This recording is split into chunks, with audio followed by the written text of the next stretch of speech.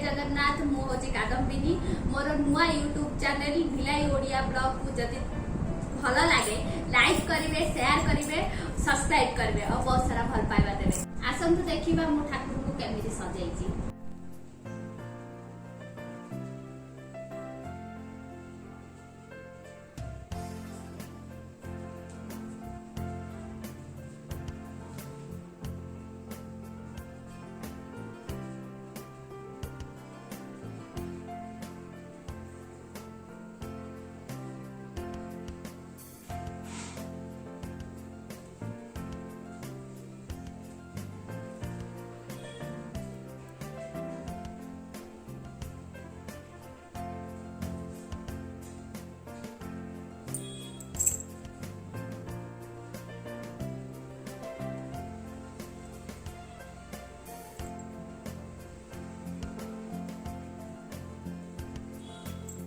हूँ संडे आसी 11टा बाजिला।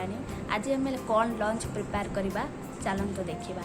आइंस ना तो हेब ना चलतु देखा आज कौन आम प्रिपेयर करुचे। आसतु देखा देसी मटन झोल प्रिपेरेसन।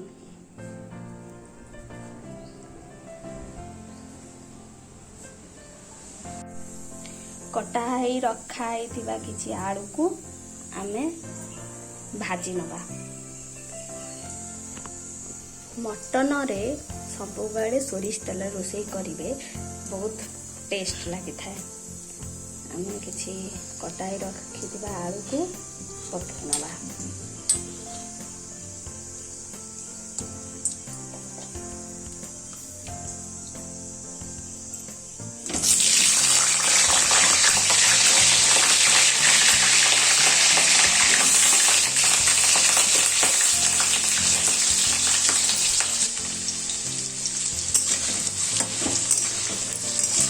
आलू को भल भाव भाजी नवा।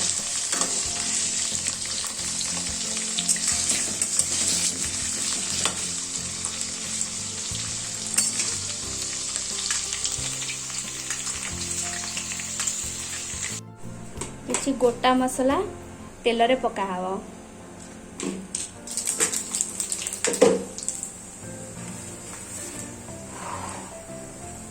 गोटा मसला पड़ सारा पर पियाज पड़ो। काटिकी रखि दुईटी पियाज को पकई नेबे।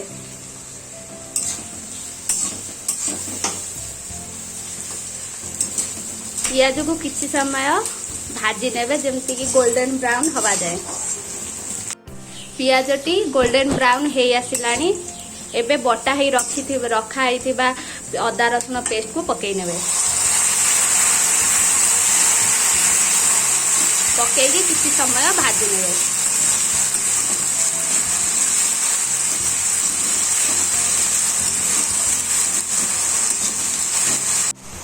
अदा रसुण भल भाव भाजी हो जाइए और तार कंचा स्मेल जाइए भारी। तापर आम किसी मसला पकई नवा।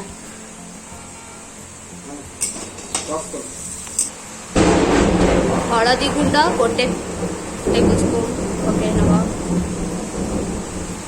लंका गुंड 1 टेबुल स्पून।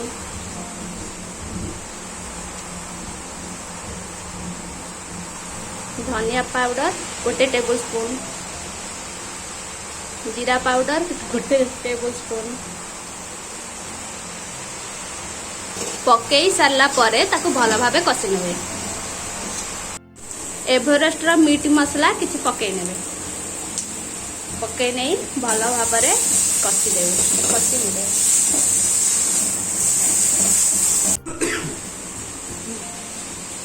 किसी कटाहार रखि टमाटो पकई नेबे।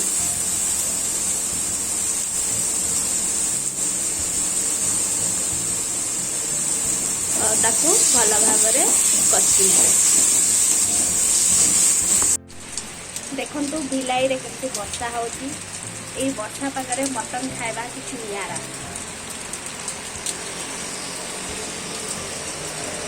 आज मौसम बहुत बढ़िया अच्छी। आज पुनी संडे बहुत बढ़िया मौसम। वर्षा होची।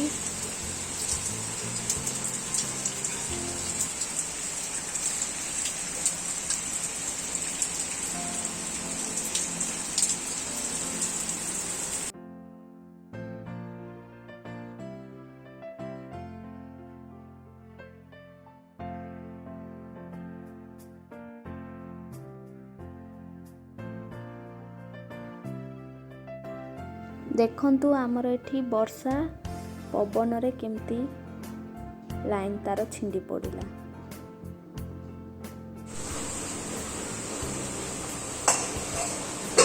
देखंतु आम मसलाटा केमती भल भाव में कषि हो आसलानी। मसला उपरू तेल सब छाड़ी आसलानी।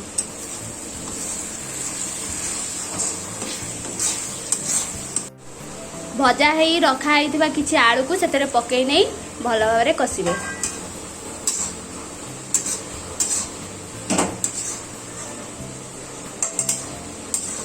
किसी समय एमती कषि नेबे।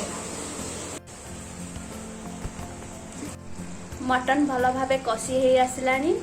तादेहरे आमे गरम पानी दे दबा।